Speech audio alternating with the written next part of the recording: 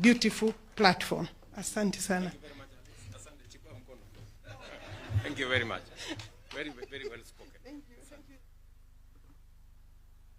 Thank you very much, Alice. Please, let's take our seats. Good afternoon, everybody. Welcome. I can see the passion around housing is getting infectious. I think my minister now speaks from the heart about housing.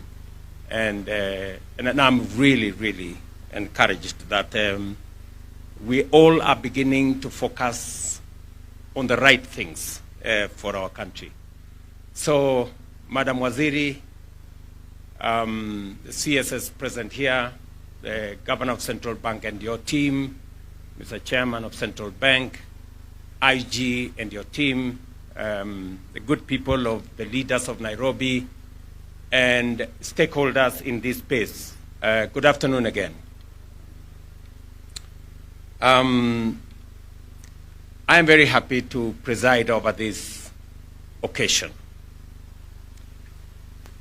And I want to thank the Central Bank of Kenya for coming on board this police housing complex, a landmark project, and a shining example of what innovative and collaborative partnerships can achieve.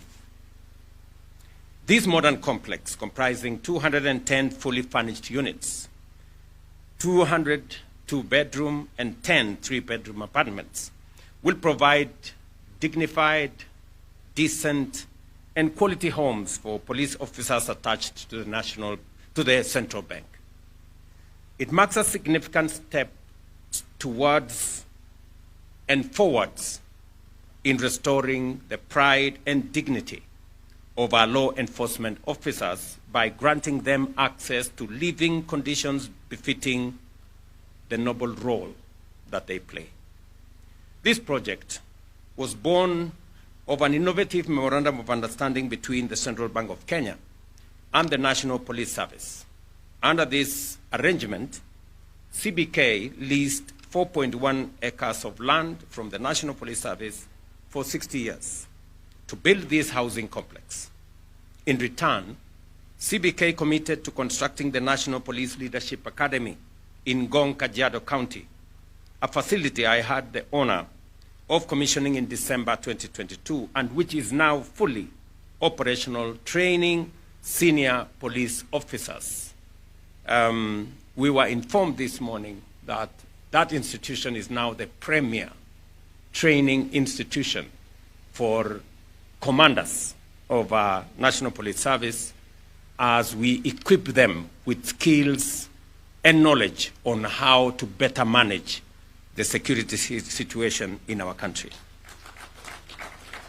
These two initiatives serve as a compelling proof of the impact of strategic reciprocal partnerships across government institutions in delivering lasting national value. I have had occasion to have conversations with prisons as a department, with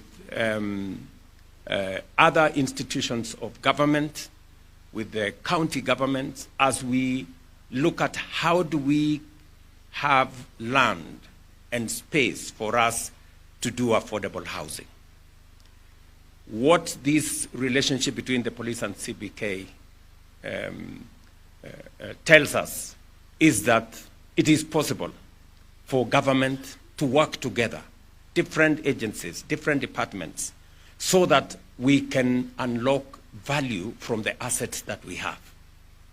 There is absolutely no reason why a government agency can hold onto land that they are not using appropriately if another agency of government can unlock the value from that land and value that is shared between the two institutions. And therefore, I want to encourage more partnerships, more understanding between the different agencies of government. I remember, for example, in Kitale, the prisons gave us land upon which we are now doing affordable housing. I remember in Kisii, we are discussing with the prisons department.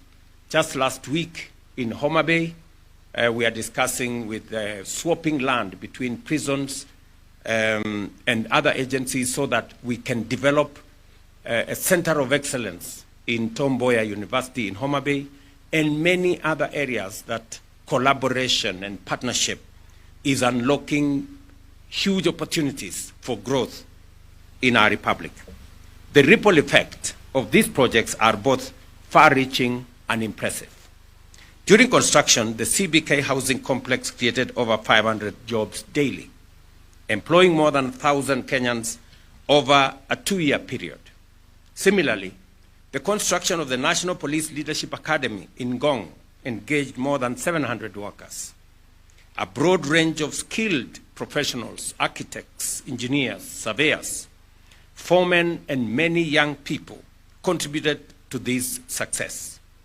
In fact, the heroes of this success are the men and women who broke sweat, soiled their hands, the bricklayers, the steel fixers, the gentlemen in Juakali who made the windows, the quantity surveyors, the people who did the real work, soiled their hands to get this project here.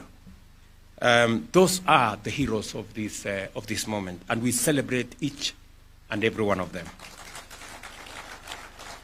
Importantly, this project was built with a focus on sustainability and local economic empowerment. A significant portion of the construction materials, natural stone, tiles, windows, doors, were sourced locally. Most of the furniture was crafted by Kenyan artisans. Solar energy systems, efficient water treatment facilities, and the planting of many trees make this complex a model for green, sustainable development. By retaining much of the project's economic value within Kenya, we are creating jobs, strengthening local industries, and conserving precious foreign exchange. You've heard what Thuga said.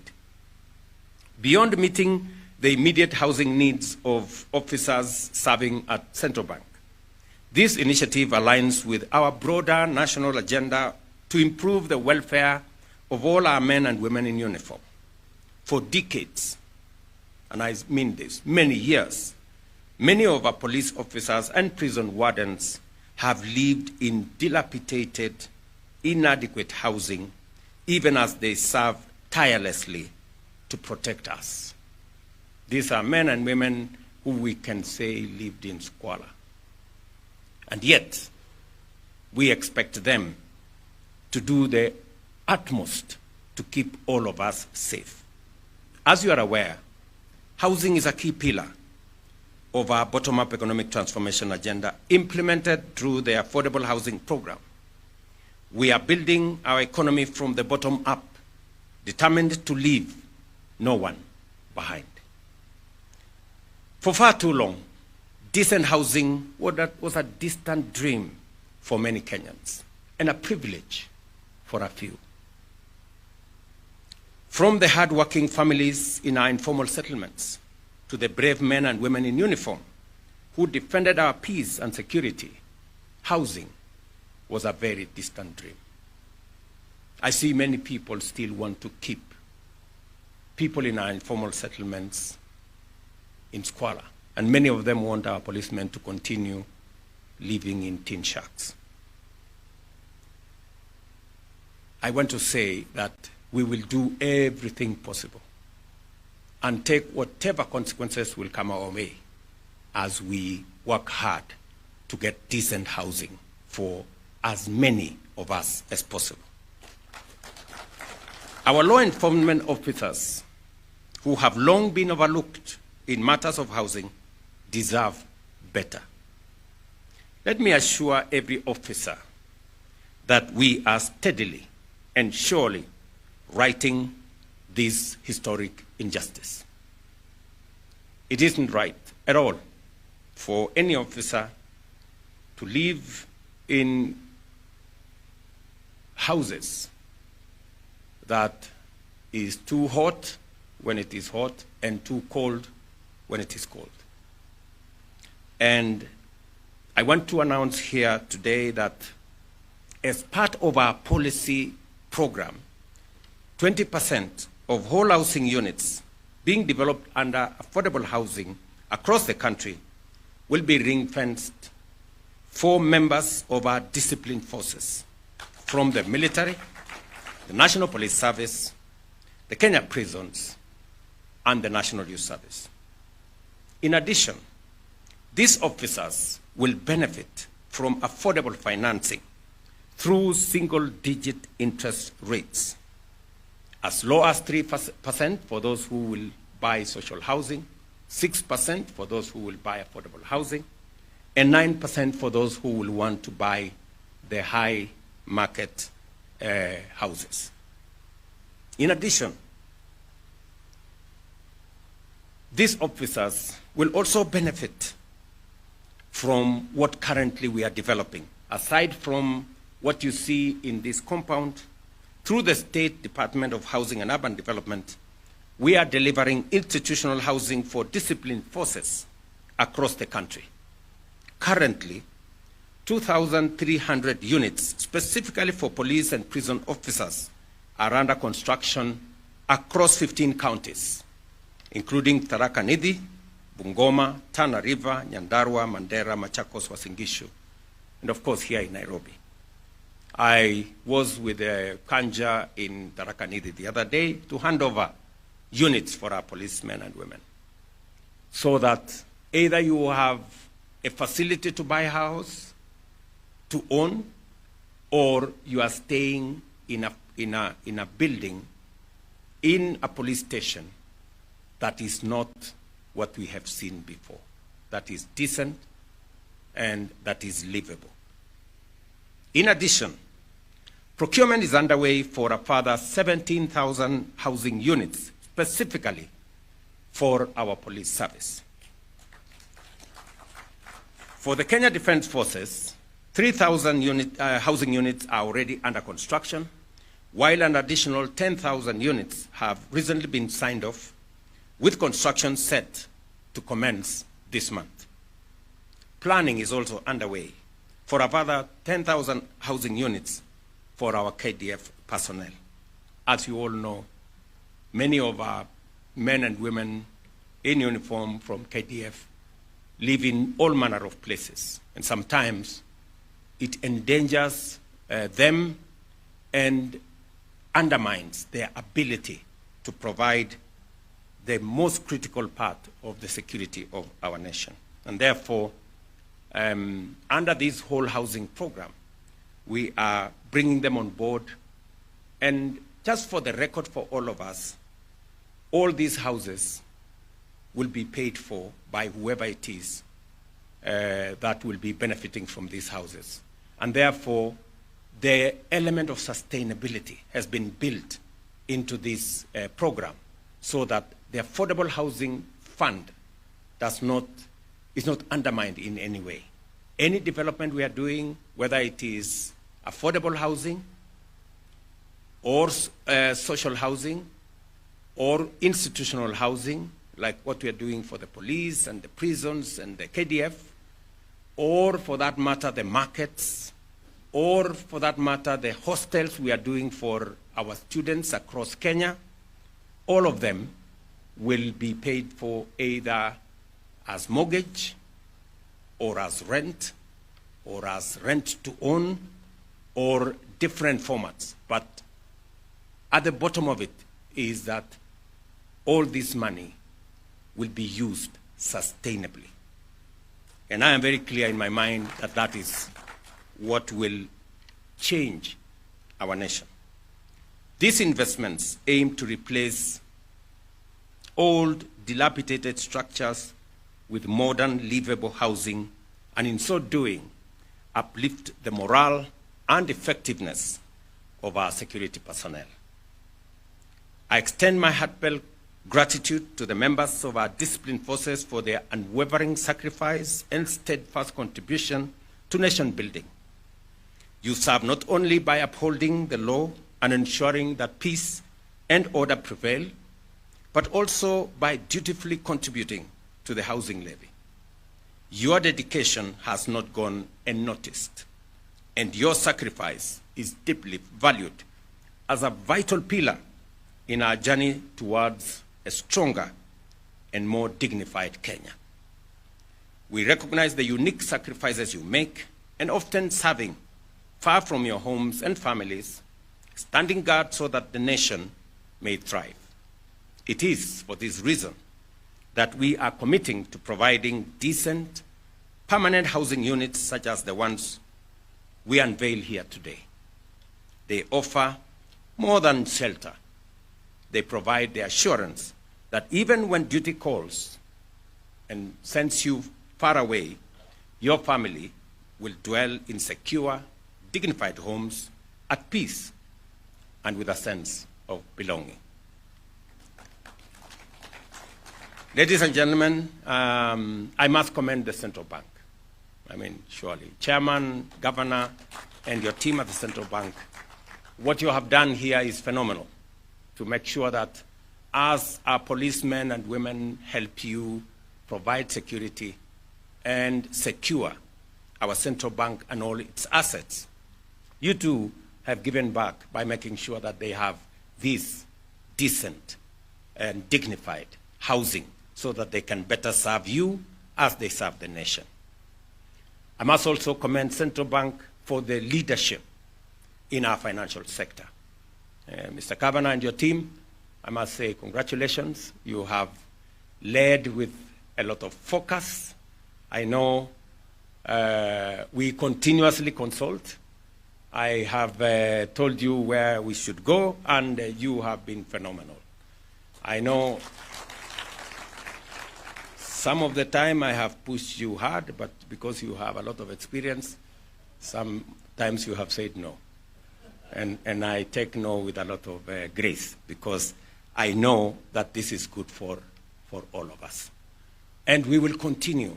I mean, what Treasury and Central Bank have done in the space of our economy, many people would not appreciate that the fact that we now have a stable economy, that for the first time ever in the Republic of Kenya, we have reserves of $10.3 billion. It doesn't come easy. Again, for the first time for over a year, our exchange rate is stable, and our inflation has been managed. I must commend the many people who have made this to happen. The farmers have really gone out of their way, because the biggest contributor to inflation is the cost of food. And the fact that our farmers have gone out of their way, and I speak as a farmer myself, they've gone out of their way to produce food for the nation.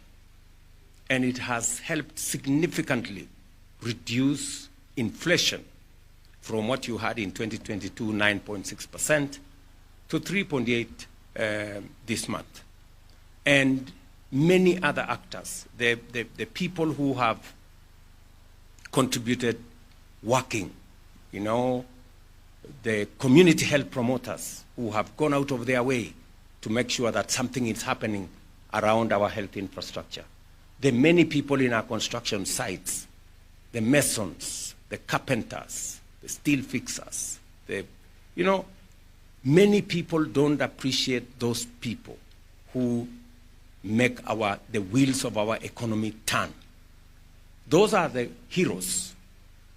The farmers who wake up early, the people who work in all our sites, the people who wake up to go to work, those are the people who turn the wheels of our economy and make us who we are. And they are, in my very honest opinion, the heroes of our nation. I know there are many Kenyans out there. Just over the last 1.5 years, 390,000 Kenyans have left their homes to go and work outside Kenya under our program on labor mobility. And it is the reason why our remittance has moved from $4 billion to almost $5 billion, 4.9 something billion dollars, because they are making that contribution. They are working in different parts of the world, because if there is an asset we have as a nation, it is our human capital. And it is the reason why spending additional money in our education sector is something that I will continuously do. It is the reason why we are, by January next year, we will have hired 100,000 new teachers, because they are the people who train the workforce of the future. The people who are working in all these spaces would not be working in those spaces if they weren't, if it wasn't for our education system. Whether we are training them in our TVETs or our universities or in our Kenya Medical Training Centers and in all the other places, we wouldn't be having those people. It is the reason why we now have a student-centered higher education facility that makes sure that we treat every student as a student. And we make sure that students from poor families are supported adequately so that we leave no child behind.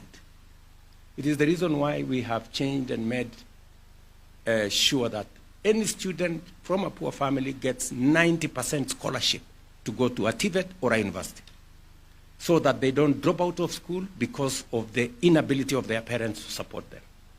It is the reason why we must continuously do affirmative action to carry everybody and leave no one behind. I know there are so many people asking questions.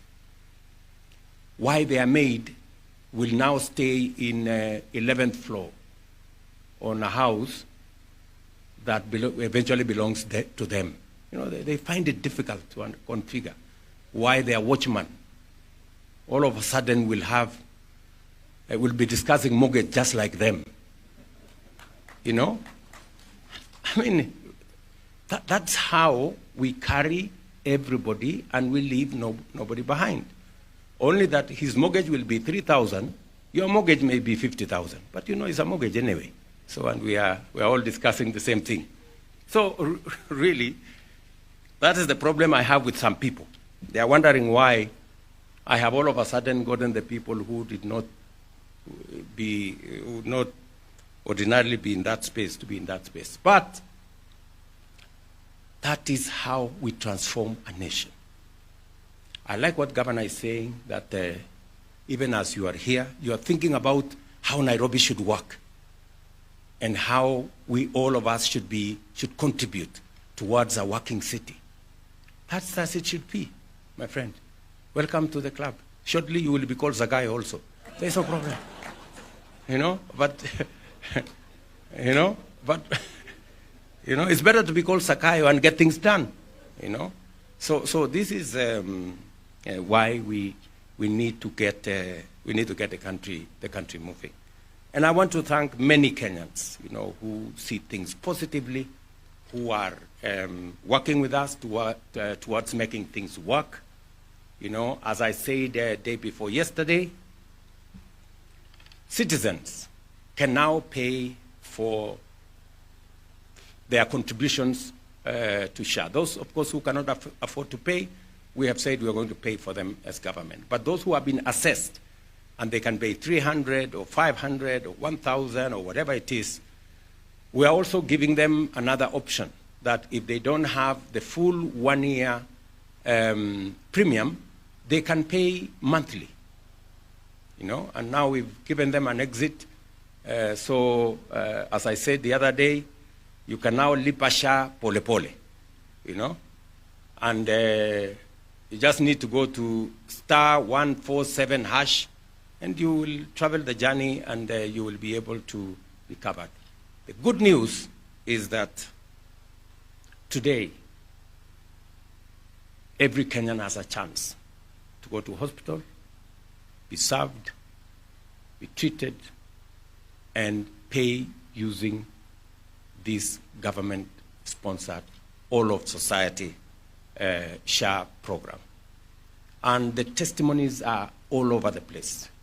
people who would never imagine that they would have a surgery and not sell their land or their livestock or call a harambe, that now they can be paid for using this facility, 100,000, 300,000, 1 million.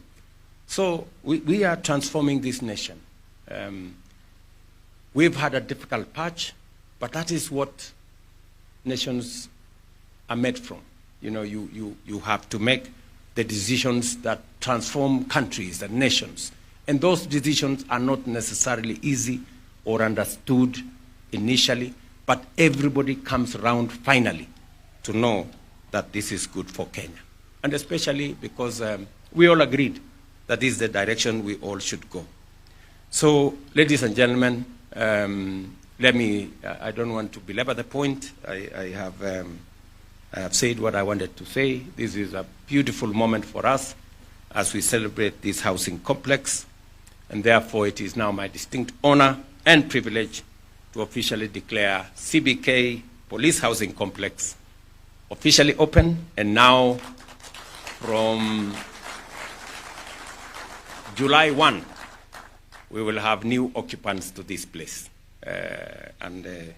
I wish them well as they come here. Thank you very much, and God bless us. Asante. Another round of applause for His Excellency. Respectfully, sir, we'll request that you remain on stage. And at this point, I'll request that if there's anybody who is seated, let's be upstanding for the national anthem as we